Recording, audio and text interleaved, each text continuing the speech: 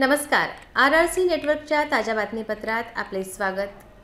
अशा आहेत आजच्या प्रमुख घडामोडी.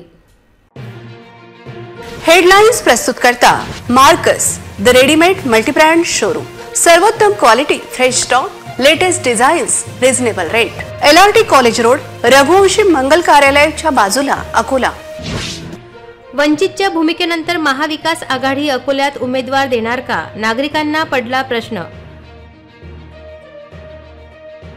अकोला लोकसभा मतदारसंघासाठी नामांकन प्रक्रिया सुरू, पोलिसांचा तगडा बंदोबस्त. वाशिम नगर परिषदेच्या वतीने गढूळ व दूषित पाण्याचा पुरवठा, नागरिकांचे आरोग्य धोक्यात. अकोल्यात पुन्हा पोस्टरबाजी सुरू, पोस्टरबाजीने चर्चेला उधाण.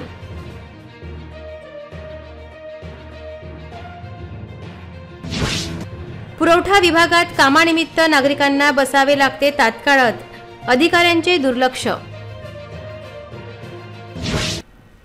आता सविस्तर बातम्या. मतविभाजन टाळण्यासाठी समविचारी पक्षांची मोट बांधण्याची महाविकास आघाडीची रणनीती आहे, परंतु प्रकाश आंबेडकर यांनी आपली भूमिका स्पष्ट केल्यामुळे सध्या गणित बिघडल्याचे दिसून येते.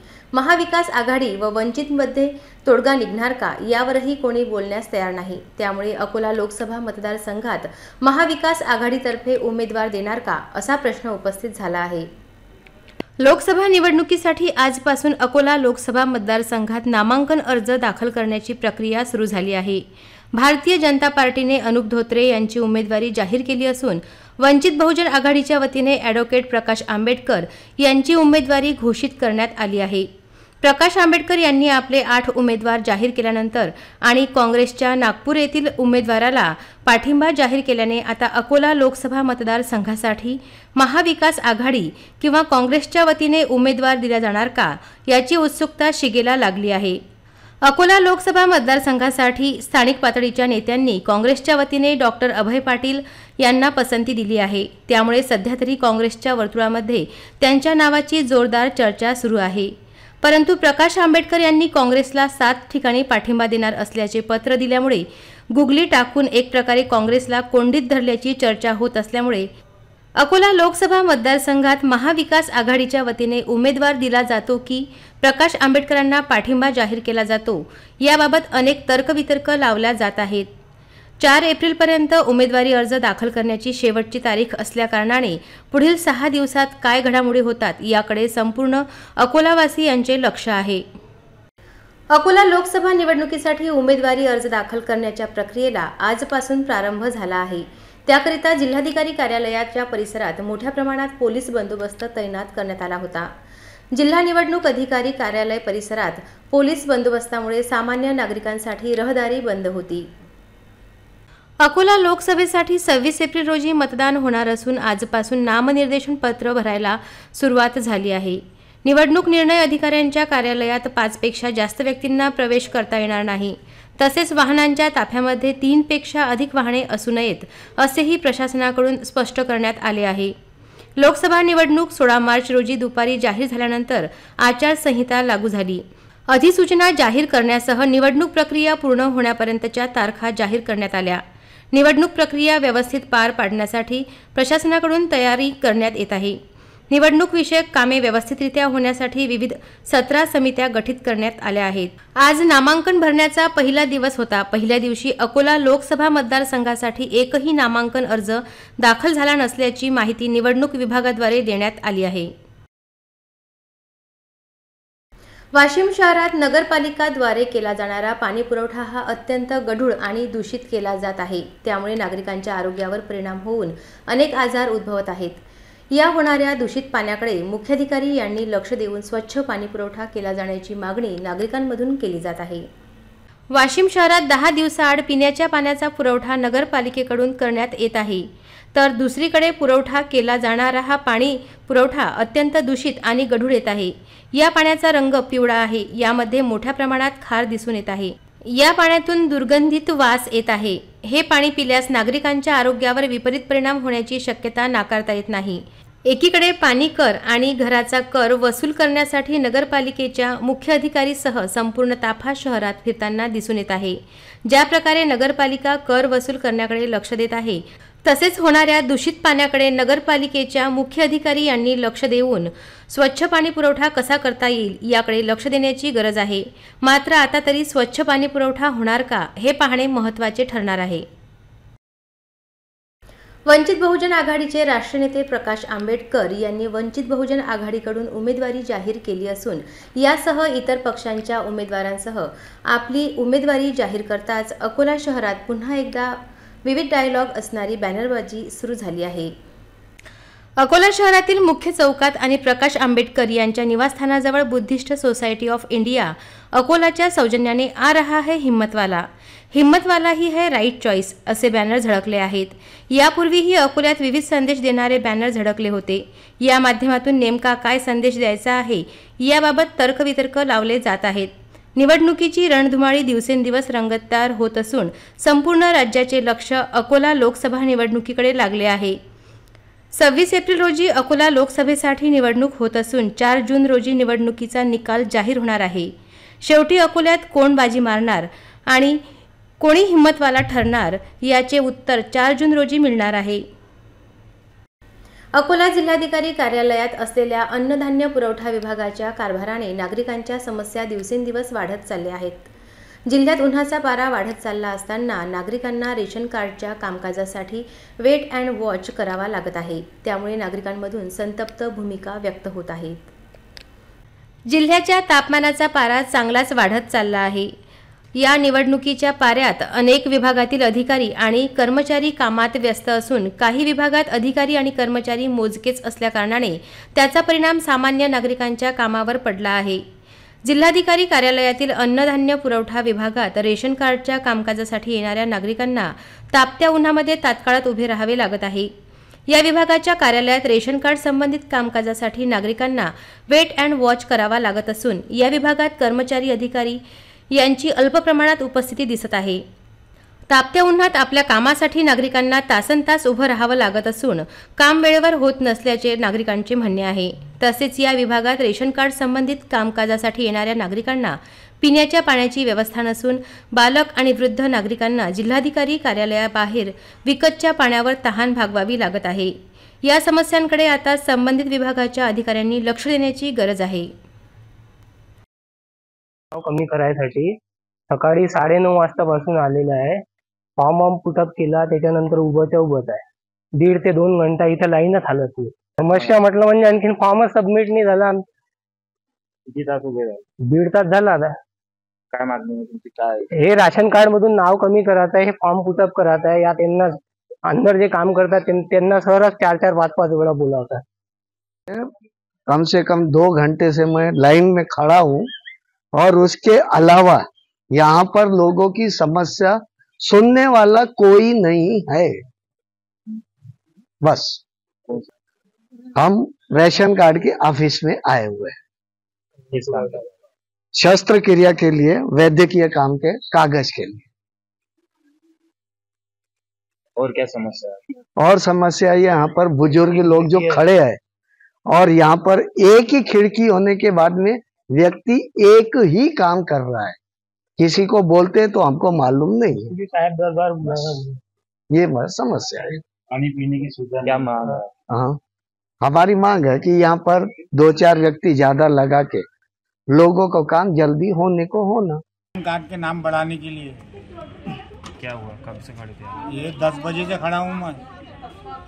अभी 2 बज गए, 2 बजे बंद कर दिए, 3 बजे फिर बुलाया। एक तो बैठने को भी जगह नहीं है, धूप है, ऊपर से पीने को पानी भी नहीं है। क्या मांग है? वही हमारा काम जल्दी होने को ना करके और क्या मांग रहेगा यहाँ पर। कारंजा प्रादेशिक वन विभागाच्या जंगलामध्ये अचानक वनवा पेटल्याने सर्वत्र धूरच धूर दिसत होता।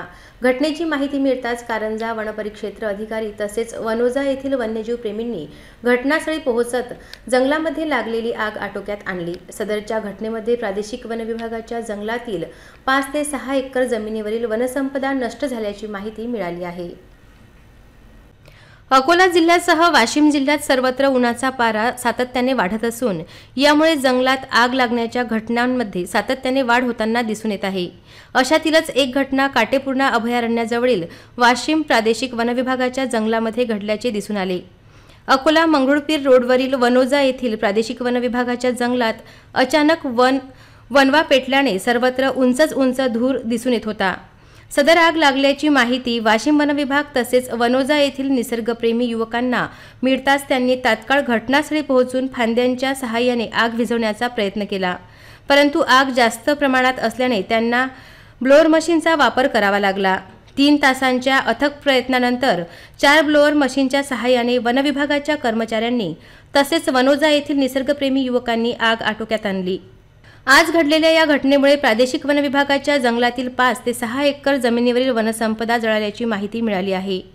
सदरची कारवाई कारंजा प्रादेशिक वन विभागाचे वन परिक्षेत्र अधिकारी अमित शिंदे, वनपाल सुदर्शन सोनोने, वनरक्षक, वन कर्मचारी यांच्यासह वनोजा येथील वन्यजीव प्रेमी यांनी केली। अकोला जिल्हाधिकारी कार्यालयापासून 100 मीटरच्या आत प्रचाराचा मजकूर असलेली वाहने उभी केल्याबद्दल दोघांविरुद्ध सिटी कोतवाली पोलीस ठाण्यात तक्रार दाखल करण्यात आली आहे। भरारी पथकचे प्रमुख निलेश बायस्कर यांनी या प्रकारची तक्रार दाखल केली। जिल्हाधिकारी कार्यालयाच्या मुख्य प्रवेशद्वारापासून 100 मीटरच्या आत 2 मिनी ट्रक वाहने लावण्यात आल्याचे पथकाला आढळले।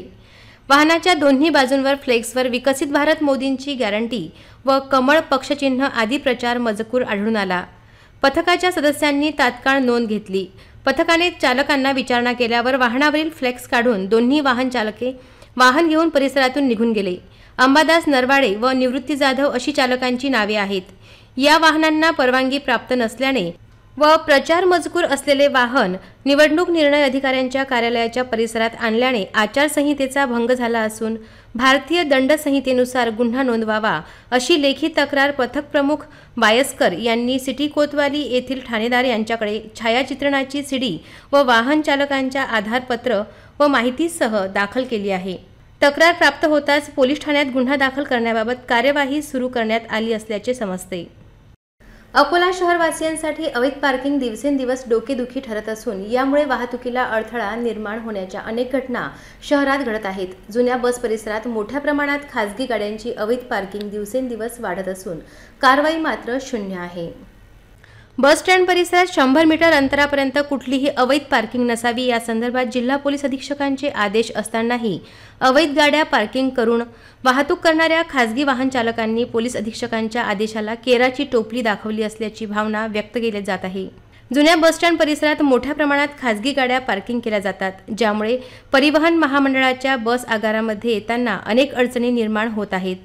तसेच या भागात मोठ्या प्रमाणात अवैध प्रवासी वाहतूक होत असून अनेक लक्झरी बस खासगी गाड्या बस स्टँडच्या समोर उभ्या राहत असून अवैध पार्किंगचा मुद्दा भविष्यात मोठी डोकेदुखी ठरण्याची शक्यता व्यक्त केली जात आहे। अकोट तालुक्यातील चोहट्टा बाजारजवळ असलेल्या धामणा येथील रहिवासी 12 वर्षीय उमेश कळसकर हा पाणी आणण्यासाठी विहिरीजवळ गेला असता या मुलाचा तोल गेल्याने विहिरीत पडून मृत्यू झाला। या घटनेमुळे संपूर्ण परिसरात हळहळ व्यक्त होत आहे। अकोट तालुक्यातील चोहट्टा बाजारजवळ असलेल्या धामणा येथील उमेश कळसकर यांनी आजी सकाळी पराठी वेचण्यास जात होती। आजी शेतात जात असल्याचे पाहून तिचा नातू उमेश कळसकर हा देखील आपल्या आजीच्या मागे येण्यासाठी लागला। आजी व नातू दोघेही पराठी वेचण्यासाठी गेले। उन्हाचा देखील पारा वाढला।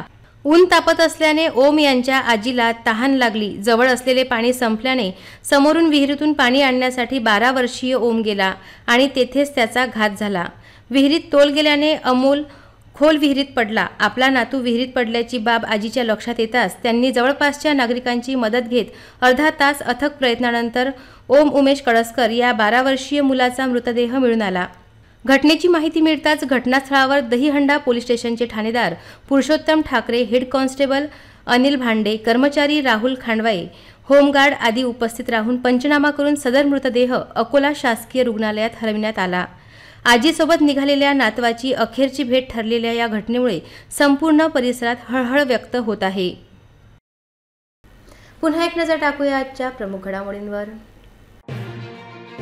हेडलाइन्स प्रस्तुत करता Marcus the readymade multibrand showroom. सर्वोत्तम quality, fresh stock, latest designs, reasonable rate. LRT college road, Raghuvanshi Mangal कार्यालयाच्या बाजूला, अकोला. वंचितच्या भूमिकेनंतर महाविकास आघाडी अकोल्यात उमेदवार देणार का? नागरिकांना पडला प्रश्न. अकोला लोकसभा मतदारसंघासाठी नामांकन प्रक्रिया सुरू, पोलिसांचा तगडा बंदोबस्त. वाशिम नगर परिषदेच्या वतीने गढूळ व दूषित पाण्याचा पुरवठा, नागरिकांचे आरोग्य धोक्यात. अकोल्यात पुन्हा पोस्टरबाजी सुरू, पोस्टरबाजीने चर्चेला उधाण.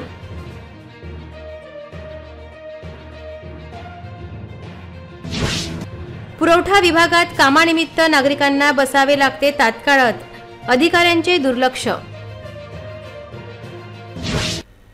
बातम्यांसाठी तुम्ही पाहत रहा RRC न्यूज. यूट्यूब चॅनलवर तुम्ही पण लाईक आणि सबस्क्राईब करा. RRC डिजिटल अकोला हे यूट्यूब चॅनल. जगभरात कुठेही पहा RRC डिजिटल अकोला. पुन्हा भेटूयात ताज्या बातम्यांसह, नव्या घडामोडींसह, नव्या बातमीपत्रात. तोवर नमस्कार.